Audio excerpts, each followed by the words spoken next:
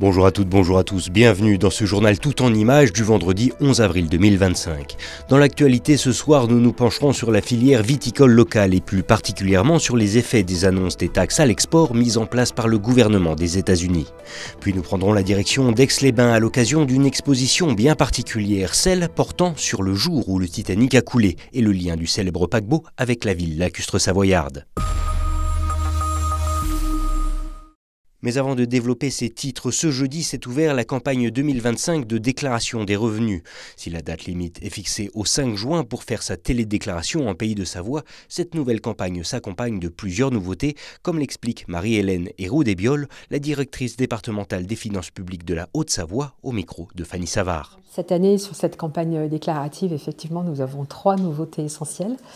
La première, c'est une modification du taux de passe, du prélèvement à la source, donc avec la mise en place d'un taux individualisé pour chacun des membres du foyer fiscal. C'était auparavant un taux de passe par foyer, donc il devient un taux individualisé, mais avec la possibilité pour les membres du foyer fiscal de toujours opter pour le taux par foyer. Cette année, pour ceux qui télédéclarent, il n'y aura plus d'envoi de la déclaration papier. Donc on encourage bien évidemment tous les contribuables à télédéclarer en ligne sur le site impôts.gouv.fr leurs revenus 2024. La troisième nouveauté, alors c'est surtout la possibilité de déclarer les revenus sur smartphone. Et notamment, ça c'est pas forcément nouveau, mais ce qui est nouveau, c'est que l'application permet désormais non seulement de procéder au changement d'adresse, ce qui n'était pas possible jusqu'à maintenant, mais également de modifier la déclaration une fois qu'elle a été signée, donc sur l'application mobile. Donc ce qui fait effectivement des possibilités de revenir sur la déclaration qui a été saisie et un processus de déclaration qui est particulièrement simple pour les usagers utilisant donc cette application mobile.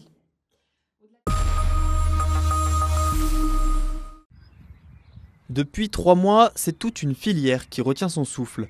À quelle hauteur les vins français exportés aux États-Unis seront-ils taxés ? Victimes collatérales de la guerre commerciale engagée par Donald Trump en janvier, les producteurs de vins de Savoie suivent de près l'évolution des droits de douane. Si au début du mois d'avril, 20% de taxes ont été annoncées, la mesure protectionniste de l'État américain a depuis été retardée. J'ai 1 à 2 commandes par année pour les États-Unis.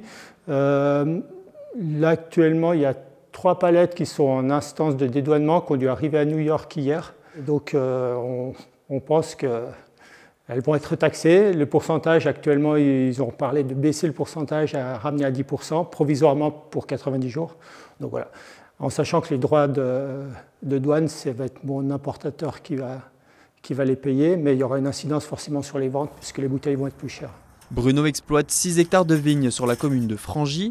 Chaque année, c'est près de 3000 bouteilles qu'il exporte aux États-Unis, un volume relativement faible ayant fait le choix de limiter sa présence sur le marché américain. C'est pourquoi, malgré ces taxes, il ne craint pas pour la pérennité de son activité. Le marché américain, pour moi, c'est assez minime, ça doit être 5-6% du volume total, en sachant que j'exporte à peu près 40%, donc c'est réparti dans quand même pas mal de pays, donc voilà. Donc ce n'est pas non plus une grosse menace pour moi si la hausse des taxes se maintient. Cette hausse, les vignerons locaux la connaissent. Lors de son premier mandat, Donald Trump avait déjà taxé les vins français à hauteur de 25%, une mesure suspendue par Joe Biden en 2021. Mais avec le retour du président républicain, toute la filière est touchée. Quand certains ne font pas de concessions sur leur prix de vente, d'autres n'ont pas le choix et doivent réduire leurs marges. Nos clients américains, je les ai eu encore hier, donc ils ont des commandes à nous passer. Mais en pleine incertitude, ils préfèrent attendre de savoir ce que Trump veut faire. Donc les commandes sont prêtes, ils nous demandent de faire des efforts. Donc la plus grosse conséquence, c'est qu'en fait sur les 20% ou 25% de droits de douane, nos clients vont nous demander de les prendre en charge à moitié. Donc c'est quand même une perte pour nous.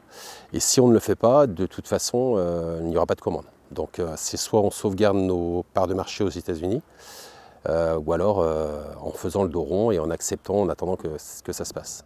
Avec l'incertitude du marché américain, les vignerons des Deux-Savoie cherchent à diversifier leurs exportations. Représentée par le comité interprofessionnel des vins de Savoie, la filière locale pourrait jouer de sa notoriété pour trouver de nouveaux marchés. Les vins de Savoie en général ont quand même la cote à l'export. Donc c'est des vins qui plaisent, notre région plaît. Et on était en pleine progression sur les États-Unis et c'est dommage parce que ça vient casser un petit peu cette dynamique. Là, on part tous, on fait une mission avec l'Interpro sur l'Asie. Donc on va faire un gros salon Vinexpo à Singapour. Justement, ça va nous permettre d'essayer de trouver des nouveaux marchés et de compenser un petit peu ce qu'on peut perdre sur les États-Unis. Une perte pour cette filière des vins de Savoie qui produit chaque année près de 15 millions de bouteilles. Quelques mois après avoir été rapporteur de la proposition de loi Airbnb, la sénatrice de Haute-Savoie, Sylviane Noël, s'empare cette fois-ci de 2 nouvelles propositions de loi sur des sujets connexes. Elle a réuni la presse ce vendredi après-midi afin de présenter leur avancée. L'une d'elles vise à clarifier les obligations de rénovation énergétique des logements. Classée urgente par le gouvernement, elle devrait être examinée dans les prochains mois. La seconde proposition de loi concerne quant à elle les spécificités des anciens bâtiments. On écoute à ce sujet la sénatrice Sylviane Noël qui répond aux questions de Kezia Poudou. La loi climat et résilience de 2021, elle impose des obligations de décence énergétique aux bâtiments pour pouvoir être loués. Et les bâtiments classés G sont interdits de location depuis le 1er janvier 2025. On s'est aperçu que la loi climat et résilience, elle a été un peu rigide. Elle n'a pas prévu des cas qui aujourd'hui génèrent beaucoup de contentieux dans les relations entre locataires et propriétaires. Et donc il devenait extrêmement urgent de réformer ou en tout cas de prévoir des assouplissements pour permettre une meilleure application de cette loi climat et résilience. Alors, la deuxième proposition de loi, elle concerne le bâti ancien, c'est-à-dire le bâti construit avant 1948 avec des méthodes de construction traditionnelles, de la pierre, de la terre cuite, etc. Et donc sur ce bâtiment-là, on se rendait compte que les règles de décence énergétique, aujourd'hui, elles ont été conçues surtout pour des bâtiments modernes. Et dans certaines régions, je pense notamment à l'Alsace, beaucoup de bâtiments, des maisons à colombage traditionnelles ont été recouvertes avec des plaques de polystyrène, ce qui a engendré des dommages sur ces bâtiments extrêmement importants. Et puis au-delà de ça, on gâche énormément le patrimoine architectural qui fait la beauté de nos villes et de nos villages. Donc là aussi, il convenait urgemment de mettre en œuvre une réforme urgente du DPE.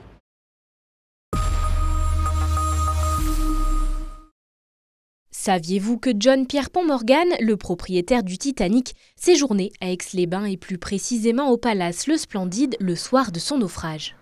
Alors qu'il devait être présent à bord du Titanic en avril 1912, l'histoire raconte que le banquier et propriétaire de la White Star Line Company annulait sa présence lors de cette croisière inaugurale afin de fêter son anniversaire en compagnie de sa maîtresse française. Une anecdote qui a inspiré le court-métrage Le jour où le Titanic a coulé, réalisé par le Savoyard Pierre-Yves Beza. Le film, qui est une fiction, suit les pérégrinations, on va dire, du groom du palace, qui est un jeune homme qui essaie de ne pas faire de vagues, qui est d'origine modeste et qui, par le coup du destin, se retrouve au téléphone informé que le Titanic a coulé dans la nuit et doit en informer l'homme le plus puissant de la planète qui est au 4e étage du Splendide. Mais bien sûr, rien ne va se passer comme prévu. Il croise une galerie de clients très haute en couleur et voilà, c'est un peu le déroulé du film. Tourné en octobre 2024, ce court-métrage fait aujourd'hui l'objet d'une exposition à la galerie Exit de la ville thermale. Près d'une trentaine de photos des coulisses du tournage sont à découvrir. Elles ont permis d'immortaliser des moments d'émotion, notamment avec Pierre Chenet dans le rôle de JP Morgan. Il a beaucoup improvisé, il a pris des éléments qui étaient dans le texte, il est sorti sur d'autres éléments et on ne s'y attendait pas du tout. Et puis en fait, il a une telle prestance, une voix qui porte dans la salle, qui résonnait. Et ça nous a vraiment tous cloués. Et quand le réalisateur a coupé la scène à la fin, il n'y a plus personne qui parlait, on attendait que quelque chose se passe et puis quelqu'un s'est mis à applaudir et on a tous applaudi. C'était vraiment incroyable. En plus des photos, certaines tenues utilisées lors de ce tournage sont exposées, comme celui du groom porté par Karl Malapa, mais également les tenues féminines comme celle de Clara Antunes. Une première expérience dans le cinéma pour la costumière qui a dû répondre à des contraintes historiques. En termes de style, c'est assez complexe cette période historique parce qu'il y a une grosse dualité entre les tenues très corsetées qui sont encore très à l'ancienne, très strictes, et les tenues plus légères qui vont donner après les inspirations Charleston. Donc on est parti sur quelque chose d'un peu plus moderne, un petit peu plus 1915-20. Pour le personnage de Miss Leroy, on est parti sur une inspiration Sarah Bernard, un peu plus dans les inspirations d'actrices de l'époque. Visible jusqu'au dimanche 13 avril, cette exposition en libre entrée est ouverte de 10h à 19h. Concernant le court-métrage, il sera en avant-première ce vendredi 11 avril à 20h au cinéma Victoria. C'est ainsi que se termine cette édition du Journal de la Rédaction. Merci à tous de votre fidélité à l'info sur notre antenne. Dans un instant, vous retrouverez la météo de Thierry Paulme, puis la chronique de la rédaction avec cette semaine Chloé Lemeur qui nous fait découvrir les coulisses du groupement technique et logistique du SDIS de la Haute-Savoie. Quant au prochain point avec l'actualité, le rendez-vous est déjà pris pour lundi à partir de 18h. Mais d'ici là, je vous souhaite un excellent week-end avec nos programmes. À bientôt.